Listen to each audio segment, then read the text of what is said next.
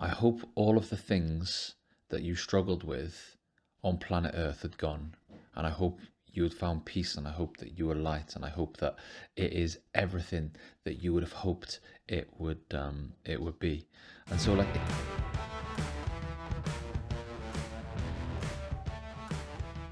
hello everyone, and welcome back to my YouTube channel, Dr. Nick Analyzes, where I do a psychological analysis of songs. Today we are going to listen to an NF song called Mama. So in the last batch of videos that I did, we listened to an NF song called How Could You Leave Us? It was a bit of a heartbreaking song really, because it talked about NF's mother's addiction to drugs and how that ended up taking her life, I think, via an overdose. And like in that video, probably the most heartbreaking element of it was, first of all, he transported himself to being a boy again. And of course, children are more vulnerable than adults anyway. And he was like recounted his experiences and trying to make sense of it and asking questions like, why did you choose them over us?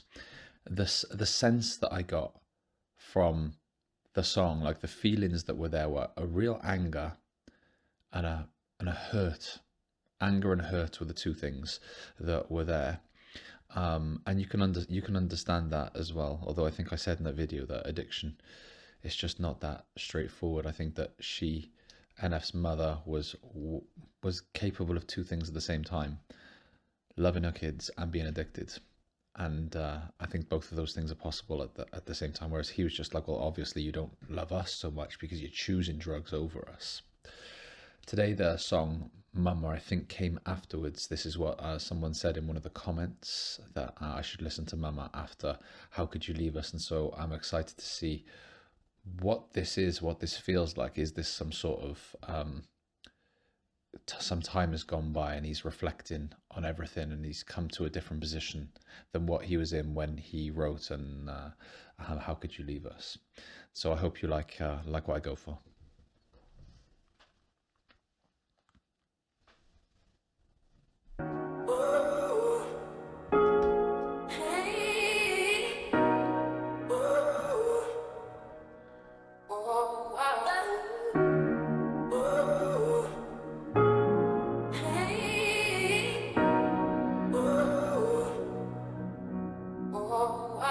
Yeah, you ever make it up to the gate? And if you did, I wonder, is it a beautiful place? Did he put his arms around you, make you feel like you're safe? Did he grab you by the hand and say that things are okay? I gotta know, mama.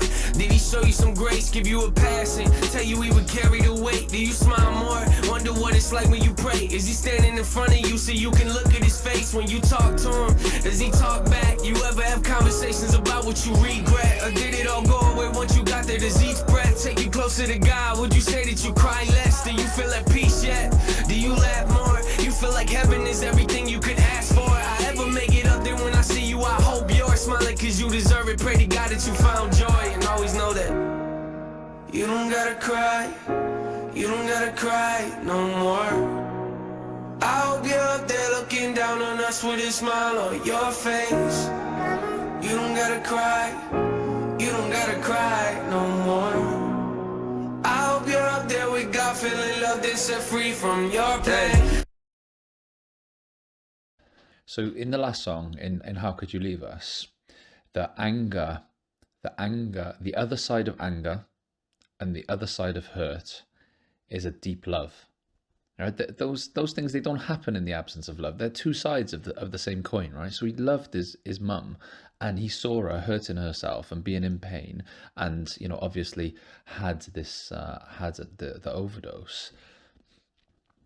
And as a result of that, his first response would have been an anger, and then as he processed it, it would have been a pain. But those things, they don't exist without love. So like, this was, if he didn't love his mum, he wouldn't have cared. So it's like his immediate reaction was that. And then we come to this song, and this song, love is way more in focus. The whole, like, if you think about the function of the first, up to this point in the song, it is to wish that his mum has found peace, to wish that his mum cries less, and is happy and smiles more and is able to, there's like an entire, this is about wanting the best for his mum. In the last song, it wasn't about wanting the best for his mum. It was, of course, it was always about like wanting the best for her in life. But the main like focus was anger. It was hurt. It was pain. And now we have this like way more reflective stance of, when you got to heaven, I hope all of the things that you struggled with on planet Earth had gone, and I hope you had found peace, and I hope that you were light, and I hope that it is everything that you would have hoped it would be. And so like it's a different thing. What I don't know, so I'm looking at the video now, and there's obviously a picture of, I guess, NF shipwrecked in the middle of the ocean. And I wonder what that signifies. I wonder what that is a symbol of. I could think of a couple of things. First of all, it could signify how alone he feels as a result of the relationship that he had with his mother and the loss of his mother. I don't know, maybe it signals that he's found some space, because that's the thing about being shipwrecked, is if you're by yourself out there, it gives you lots of time to reflect and to think. And so maybe that's what's going on here, and he's found this reflective space where he can look at things a little bit differently. But answers in the comments if any of you, if NF has spoken about this, or any of you know, like what's the symbolic significance of being shipwrecked. It could be something to do with being abandoned, being lost. Maybe being lost could be part of it as well. But yeah, answers in the comments. All right, let's get back to it.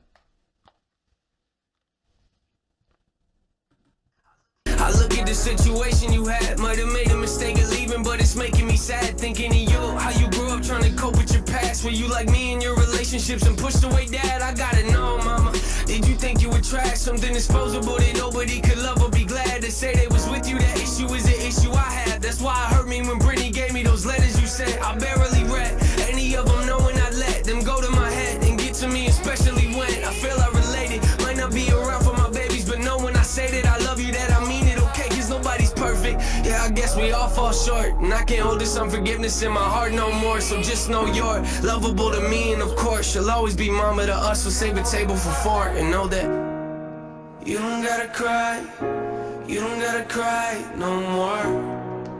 I hope you're up there looking down on us with a smile on your face. You don't gotta cry, you don't gotta cry no more. I hope you're up there with God, feeling loved and set free from your pain. So this is him at 2 points in this song. Some words have been said by NF that have made me well up, that have made me emotional, and I'm not really sure that I'm able to sort of put my finger on. You know, sometimes when you watch things and you get caught out by media, by films, by songs and stuff, and you find yourself crying, and you're like, what was that? Like, how did that happen? And it's because it touches on a part of us that feels important. It touches on an emotion that matters to us in our lives, and that's happened twice in this song so far. And I'm struggling to put sort of like my finger on what that is. If I was to guess, I would say it is it's forgiveness.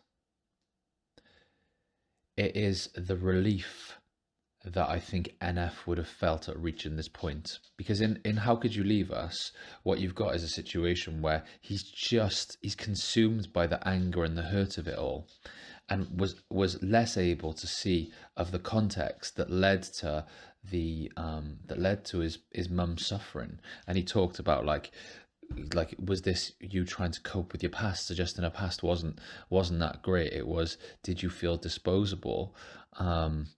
And then he talked something about like Brittany's letters, which I assume just gave him an insight into like some of his the context that his mother had to inhabit. And of course, like when people inhabit difficult contexts, their behavior becomes more understandable. Like if NF's mum had dealt with some stuff and she was trying to deal with it through drugs, and drugs help numb the pain a little bit, the behavior makes more sense, you know. And so there's like an appreciation here of like that context. And then he's almost trying, maybe this is where it gets emotional as well, he's almost trying to make peace with his own role or relationship with his mum. And he says, nobody can be perfect.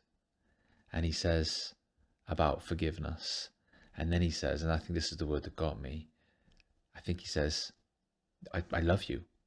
You're lovable. You're a lovable person, which just is sad, right? Because it speaks to the idea that she probably inhabited a world where she didn't feel like she was lovable.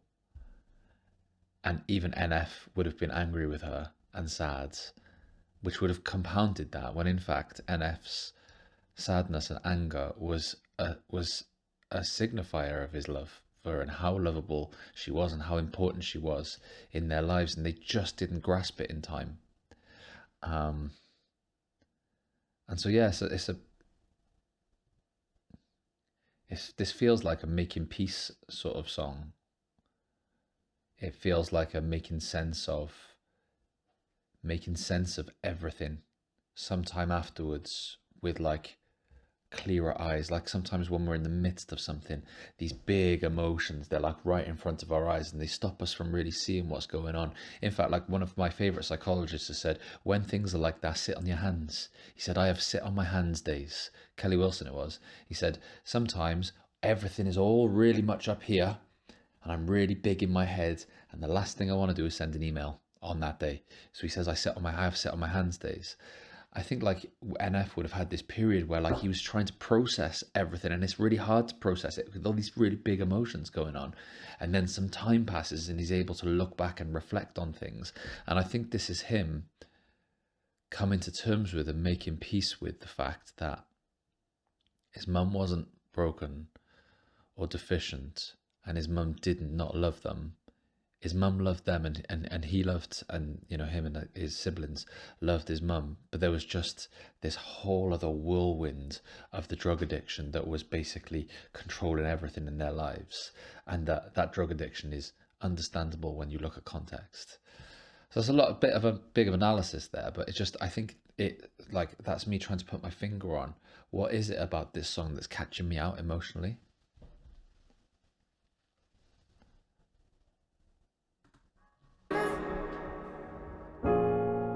You don't gotta cry, no. Yeah, I'm grown now, took me a while to see the bigger picture. Cause if you were here today and I was talking with you, there'd be a lot of tears of joy falling on my sweatshirt, probably followed by some apologies and mom, I missed you. Yeah, I pray you see me down here looking up. Still got a lot of things that I need healing from, but I'll get there eventually, so don't you worry none. I just hope you finally got some peace and you feel happy, mom, I love you.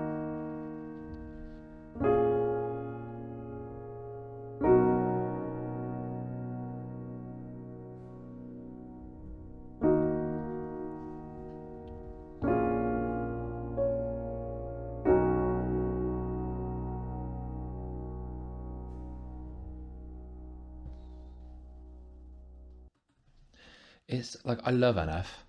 Like he's so raw and so open.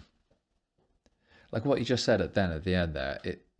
I wish if we came back together, there would be lots of joy. You know, if you were alive again, there would be lots of joy. So like, even that's so hard. The pain that's there, right? Because he knows that that's not possible. He said lots of joy, but there would be some apologies too. That's a hard thing for a human being to grasp and articulate and be open about. The idea that our role in the past, we didn't act quite as we would have done. We weren't quite as understanding as we should have been.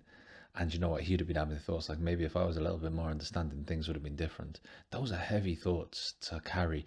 And those thoughts, they bring us shame. And what we do with shame is we hide it. We hide our shame.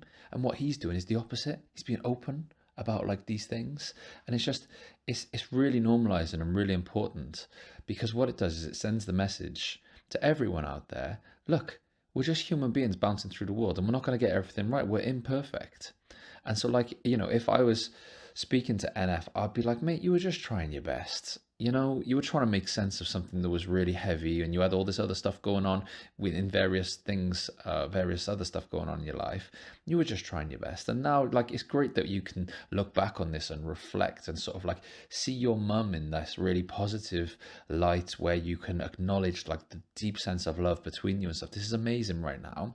But don't beat yourself up that this wasn't your experience when you were in the midst of this. Like, you were just doing your best. And so, like, I really think that like there's a place for self-compassion and an understanding of our imperfection as human beings when it comes to stuff like this. But this is, you know, to hear him say, you know, you can just hear he wants the best. I hope you're happy. I hope this thing that had you and made you so sad is has made a difference, is gone now, and you're free of it. So like this, the deep sense of love that is underneath this is just so it's so apparent. It's like there's such a wisdom in this song. Oh man, yeah. So NF and Mama, I bet it still catches him. I bet it still hurts him. Like, just because you write down a song and you record a song and you put it out there doesn't mean, boom, all of the baggage that goes with that relationship is just gone. It'll still catch him this, and it'll probably catch him forever. But I do think that making sense of it in the way that he has will provide some buffer and some protective boundaries around his experience. You know, I'm gutted for him. I'm gutted he had this experience. I'm gutted his mum went through this and stuff. And yeah, the other thing to pick up on really quickly is, I wonder if he gets a sense of relief from being religious in this moment. I think he's Christian, NF, and I think that for Christians, when someone passes, there's a different feel to it, because, or any religion really, but for Christians, because this is some of my background, the idea that they are now in heaven and they're now in this place of like pure love and light and peace. And I wonder how much of a relief he gets from thinking about his mum being in that place, being in heaven, as well. I wish him the best of it anyway. Thanks for listening to this analysis of Mama by NF. I hope you like what I went for and got something from it. And I'll catch you next time. God, yeah, it's mad listening to that after how could you leave us? It was so angry, it was so vented, it was so like everything about it was like there was intensity to it, you know. And this was so chilled. It was so like the pace of it was so different, and it just shows this like idea of him coming to terms with it and looking at things differently, you know. You could tell with the beat of the music, as soon as it started playing, I was like, this is different, instantly. Yeah. The first one, there was anguish. Yeah, that's right. A lot of anguish over what had happened. Yeah. And this one is all about forgiveness. Yeah. And sometimes forgiveness is hard. Absolutely. Because she's no longer here to answer for what has happened. Mm-hmm. So he has to reconcile the fact that he's lost his mother. Yeah. He's got to reconcile the fact that there are things that he can't say to his mother. So these emotions and feelings and lyrics and all this are just trapped within him. Yeah. So anger sometimes has no place to go, which potentially could be the castaway. Yeah. Yeah. Yeah. Because it exists nowhere. Yeah. But with him. That's interesting. So you think this castaway might be almost like a letting go of his anger. Sometimes anger has got nowhere to live as well. Forgiveness, because you can't forgive someone when anger is consuming you.